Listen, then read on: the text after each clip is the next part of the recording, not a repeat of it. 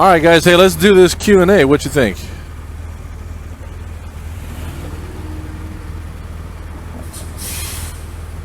The first question comes from Mike. Mike from Paris says, "Hey Rob, what's your favorite thing about being a police officer?" You know, it's hard to pinpoint any one thing that's my favorite thing about being a cop. I mean, yeah, it's a fun job. It's a unique job.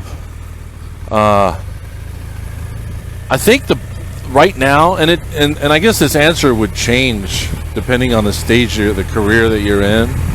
I worked gangs for like 7 years, and if you would have asked me this question back then, I'd tell you, yeah, the favorite thing about being a cop is that I get to help kids stay out of gangs, you know. And I grew up in a bad neighborhood, and I saw my friends, you know, go down that path. And so these kids have a choice to make, and if, as an officer, you can show them that there's a different way, that they don't have to be in the gang. You know, at that time, that was my most rewarding, and that was my favorite part of the job. I think now, if you were to ask me, it would be similar. It would be, I like the fact that I can interact with the community, and I could be out here. I'm a highly visible, I guess, authority figure, right? Go ahead. And, you know, whenever you go down the street, it's like all eyes are on you, right? So I like to break the ice with people, and I like to put them at ease, and I like to communicate with them and talk to them and get to know them a little bit and find out a little bit about their day. And, you know, I've found that really, it surprises people, and it makes people appreciate the job that you're doing out here. So I think probably my favorite thing about being a cop is being able to interact with the community. And I guess also what goes hand in hand with that is that I'm not in a cubicle. You know, I'm not stuck behind a desk. That I'm out here, I get to do, you know, I kind of write my own check when I'm out here. You know, I go down 25th Street here. No one told me to go down this street. I'm out and about. You know, I'm out in the field, and I'm out here, and it's exciting, and a lot of times it's boring, but it's a whole lot better than sitting behind a desk or inside a cubicle. So that's kind of a standard answer, I guess, but if I think anything else, I'll type it to you. That was Mike from Paris. Daniel from San Jose. How long have you been riding for? P.S. Go Sharks. All right, Daniel from San Jose. I'm going to let you slide on that Sharks comment, only because they're playing such great hockey. They beat my Kings. Yeah, how long have I been riding? Well, I started riding street bikes back in 1996. I bought my first street bike, which was a Honda CBR 600 F3. It was a cool bike. I love that bike. It was like yellow and purple. It wasn't the Smokin' Joe's. They had one that was called the Smokin' Joe's, which had the you know, the race graphics on it. This one was like Laker colors, you know. But oh man, I love that bike. I put a pipe on it, and I put a Vance and Hines pipe on it, which I guess was a no-no with Hondas. You're supposed to put two brothers, I guess, but I didn't know. It sounded great to me. It had a stage 3 jet kit on it, and it was a fast little bike. Not the best beginner bike in the world, but it was forgiving though. It was a forgiving bike. It was just a little too small for me.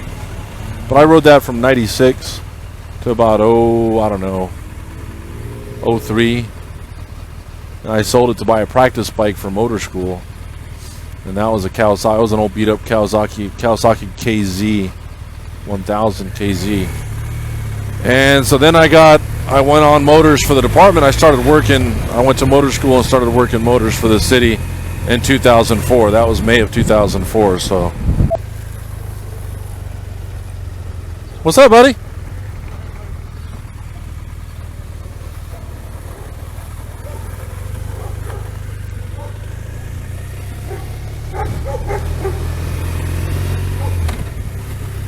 So anyway, yeah, I've been riding for 12 years for the city. So on the city motorcycle for 12, and I started riding back in 96. So 20 years I've been riding street bikes. Rode dirt bikes a little bit. I had a KTM 400 EXC. I had a Big Red Pig for a little while, and used to ride in the desert with my friends and stuff like that, and that was fun. But I'm definitely a street rider. Definitely not good on the dirt. Total night and day riding.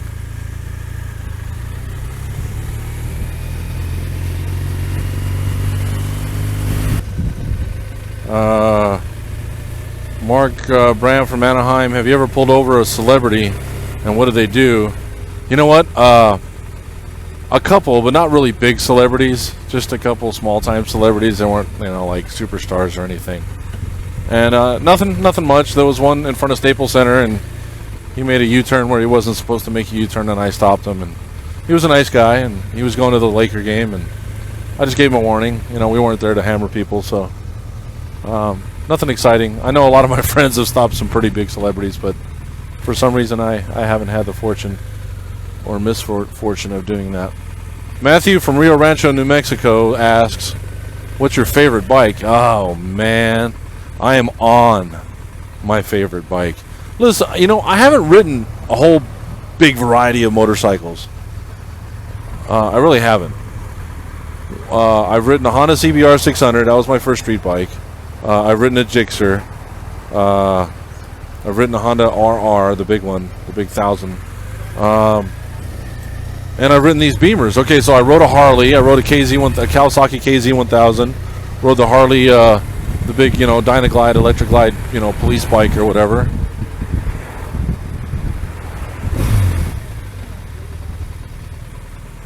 But I got to tell you, my favorite bike is this bike, the 2015 BMW R1200 RTP. It is an amazing bike, and I'm going to do a bike check for you guys. I'm going to do a walk around and show you the bike. I just haven't gotten around to do that yet, but that's coming up real soon. We're going to do that, guys, so stay tuned for that, and I'll give you a walk through this bike because it's freaking awesome. Right now I'm going to get a sandwich. I mean, how can you not love a bike that has the windshield that goes up and down like that? Heck yeah, look at that. Woo.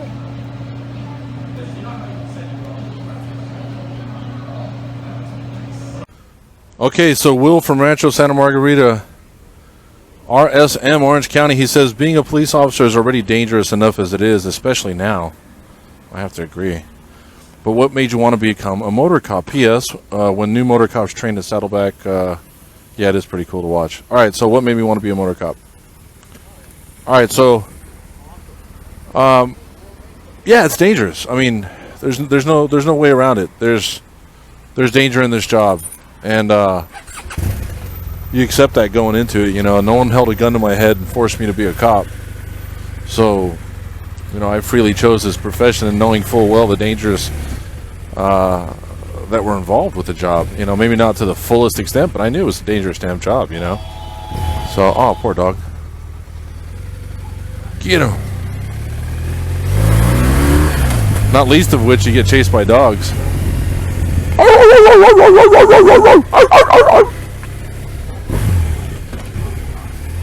Well, I guess it worked.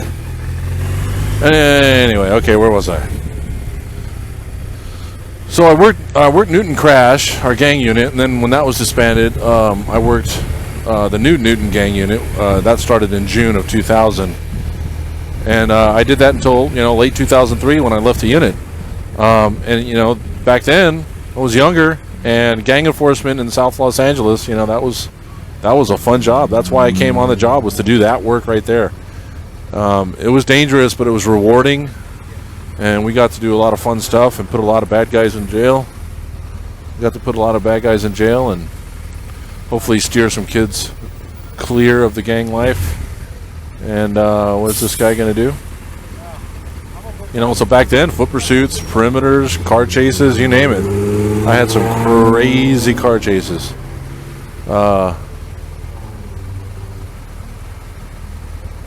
And so then when I got on the bike, you know, I'm not doing exclusively gang work anymore. You know, I'm not doing hardly any, you know, directed gang enforcement anymore.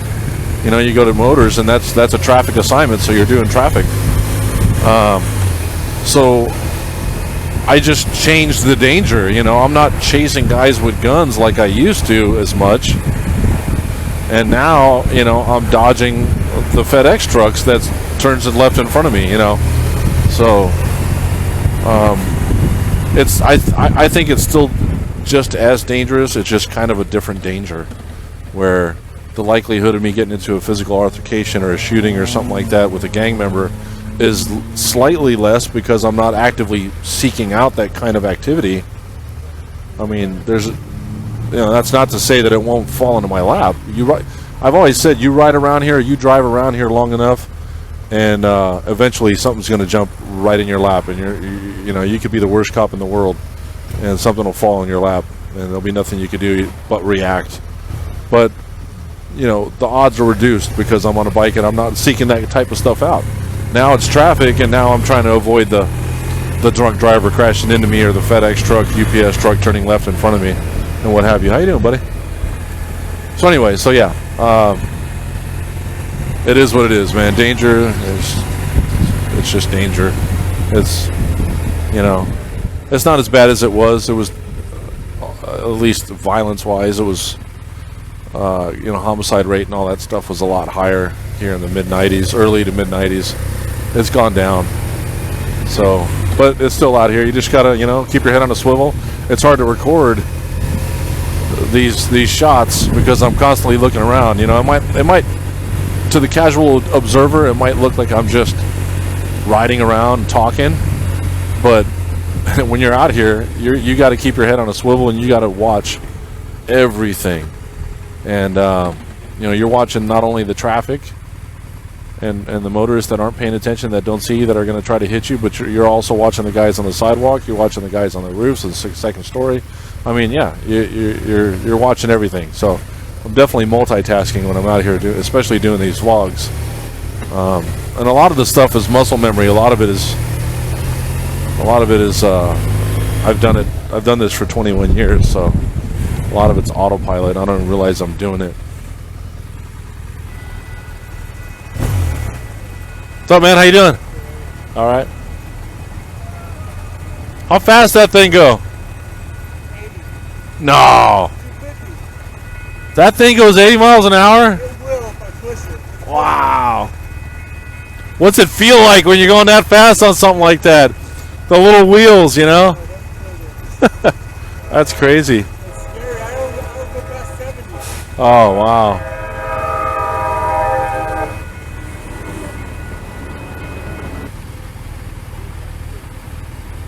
Okay, so Jay from Bothell, Washington. Jay wants to know. Hang on, let me get over these bumps. All right, Jay wants to know, as a motor cop, what is your biggest pet peeve when it comes to traffic?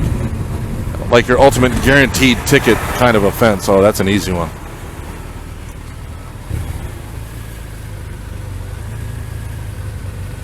Look at this traffic. Oh my God. So what's my guaranteed ticket, my ultimate pet peeve? It's 27360 of the California Vehicle Code.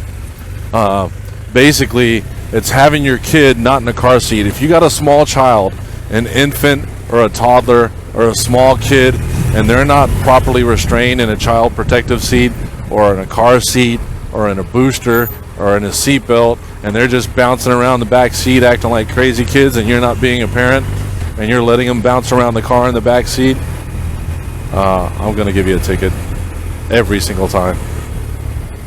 Because there's zero excuse. If you can't afford one, you can get one for free. Most police departments will give you a voucher. You can go get one for free. There's zero excuse for not having one. I've seen too many kids get hurt really badly and killed in car accidents, and it is just not cool. It's bad parenting. It's borderline neglect, and I have zero tolerance for it. So.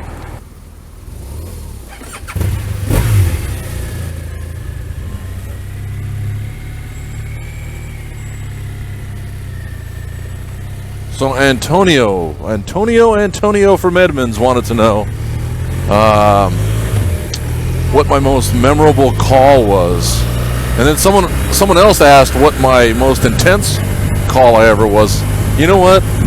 That's a tough question. I mean, 21 years on the job, and I've been in a lot of different capers. So to pick one as my most memorable or my most intense, that's like asking me to pick what my favorite song is. It's just there's too many to pick from, and there's a lot of different capers. I guess one that immediately comes to mind is I got involved in a shooting. And that was my first shooting, and that was in August. That was August 24th, 1998. I got involved in a shooting. It was a guy with a gun robbing people on a bicycle, and we happened to be right around the corner, and we caught up to him, and he didn't want to go along with the program, and we ended up getting into a shooting with him. I fired rounds, my partner didn't. The bad guy tried to shoot his gun, but he had a malfunction, and we were able to take him into custody. He survived, and I lived to tell the story. So that was pretty intense. That was pretty memorable. And Jason from Corona wants to know if I have a buck knife and what the combination to the safe is. All right, buddy. So. No, I don't own any actual Buck brand knives. I have a Gerber knife. That's a folding knife. That's a really nice one. It's similar to a Buck knife. I don't actually have any Bucks.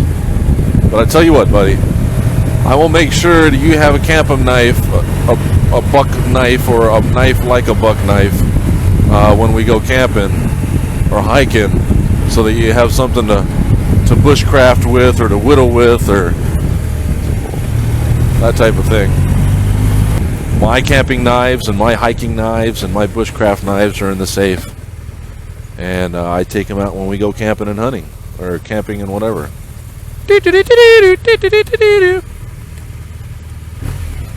I'll get you, my pretty.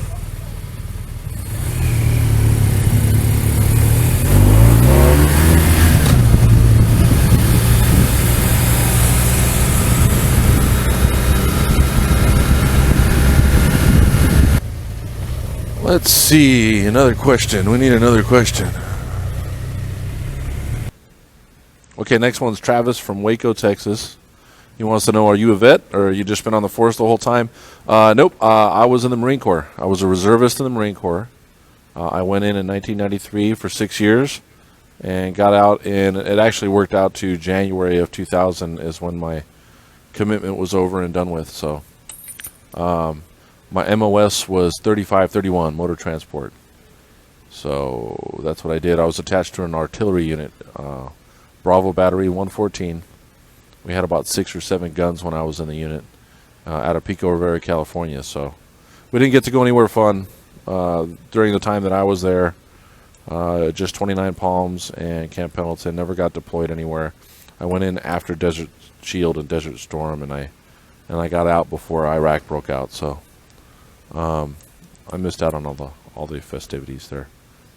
Okay, Seth from Ohio wants to know, assuming you're married and have kids, how does your job affect your life at home? What's the most challenging about doing your line of work and having a family? Okay, so the department I work for, we have to bid for our days off, and our schedule goes on 28-day deployment periods. And so every 28 days, we have to bid for our days off and ask for our days off. I get 13 days off a month usually, and I have to ask monthly for the days off that I want. So that's the hardest thing, is being able to plan when you have a family and you reserve camping, you know, at a campsite 6 months in advance. You want to go to an awesome campsite, and then 2 weeks before or a month before your camping trip that you've been planning for 6 months, all of a sudden there's a protest, or there's a marathon, or the president's coming to town, or any number of special details pop up at the 11th hour, and they say, oh, no, that's it, we're max deployed, everybody has to work, it's maximum deployment, all cops have to come to work that day, and it completely ruins your plans with your family. And as much as I love my job, my family comes first, and so they force you to have to pick between your work and your family, and it's jacked up. And that's the hardest thing about this job, is the schedule. You know, you have a day off coming up, it's your kid's birthday, and you want to go celebrate, and boom, you get a subpoena and you got to go to court, and you have to go. So stuff like that. There's no certainty, there's no guarantees that you're going to be able to do the things that you want to do with your family. It doesn't matter how long you made those plans in advance, they'll screw you over. I mean, they make exceptions for stuff like if you had plane tickets to Hawaii and you end up getting court, if it's during your vacation, you can fill out a form, but it's a pain in the ass, and they make you jump through a bunch of hoops to do it, so it just makes it just not fun. Ashley from Waterford, Michigan. Myself being a part of the EMS fire side of things, what's the best prank you've played on a fellow coworker? I know you have. You know what? I haven't really played any pranks on the police department. You know, little things here and there. Like you see these motorcycles, we'll park them like really close to each other so that it's really hard for the guys to get on their bikes and get them out. Or we'll like, you know, if they leave their key in the bike, we'll park the bike on the roof or whatever. But I don't usually like people messing with my stuff, so I tend to like not play pranks, because you play a prank on somebody, then they're going to prank you back, and it's going to be worse than your prank. Then you got to get them back, and it just turns into this war, and the next thing you know, it's getting crazy, and I'm not down with that. So I usually don't mess with people's stuff. But when I was an EMT on the ambulance, we did it all the time. We actually had one. We had those paper sheets that we used on the gurney, and we taped them to the roof of this guy's ambulance in the middle. So when he drove down the street, it was like the ambulance had a cape, and he drove around like freaking for an hour with these big blue paper cape flapping behind his ambulance. It was hilarious. So anyway. Okay, Michael from Goodyear, Arizona. Have you ever thought of putting a meetup ride together for you and your YouTube fans? You know what? I think I'm going to be at the SoCal MotoVloggers meetup that Suburban Delinquent is putting on. And that's going to be, if I'm not mistaken,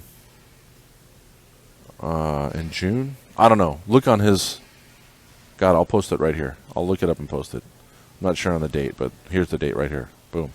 And I'm pretty sure I'm going to be at that one. I'm not going to be on my city bike, obviously. I'll have to be on a day off, so I'll be on my own personal bike. And I think that about wraps up the questions. Carl from Wyoming, awesome. He wants to know how many subs are you at when you read this. So let me see. I'll go over here.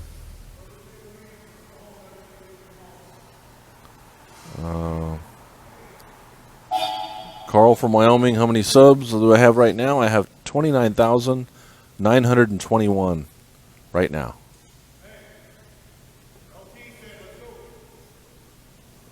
All right.